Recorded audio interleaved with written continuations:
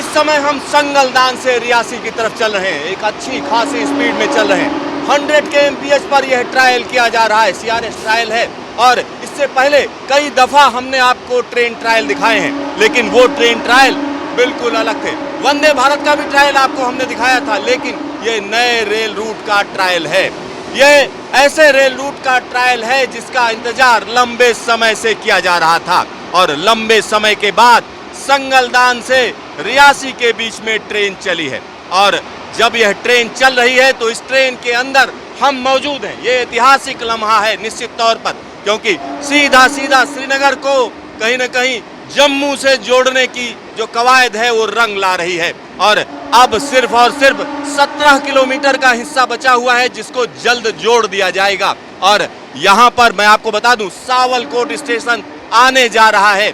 और जब हम सावलकोट की बात करते हैं तो अलग अलग तरीके के चैलेंजेस इस जगह पर थे, क्योंकि आसपास का टेरेन ऐसा था कि यहाँ पर स्टेशन बनाना आसान नहीं था, और इसके लिए कहीं ना कहीं खास तरीके के इंतजाम किए गए।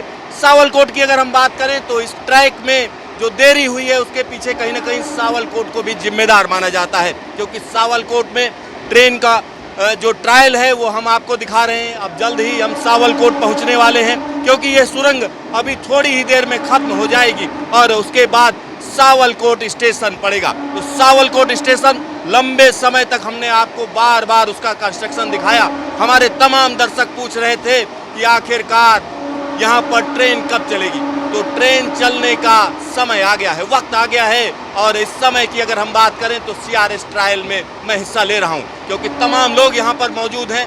और यह जो पूरा का पूरा डिब्बा है, अगर हम इसकी बात करें तो इसमें वो चेहरे हैं जिन्होंने इस पूरे के पूरे रेल रूट को बनाने में काफ़ी मशक्कत की है। खास तौर पर अगर हम KRCL की बात करें, ये देखिए सावलकोट स्टेशन, ये सावलकोट स्टेशन यहाँ पर गुजर रहा है। और बाहर की अगर हम बात करें तो तमाम लोग इस ट्रेन का इंतजार कर रहे थे। सावलकोट कुछ ही मिनट में यहाँ पर हम लोग पहुँच चुके हैं।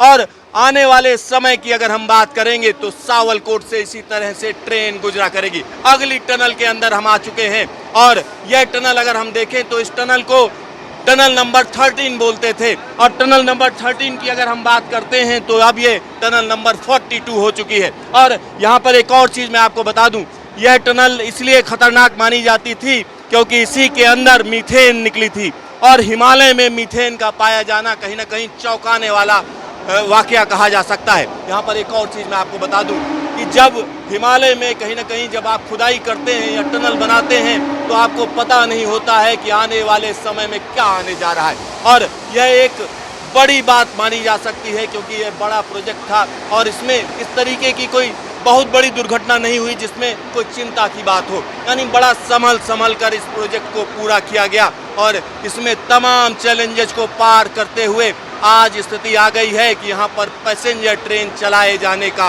मौका आ रहा है। कैमरामैन शकील अहमद के साथ Siddharth, news station, USBRL project,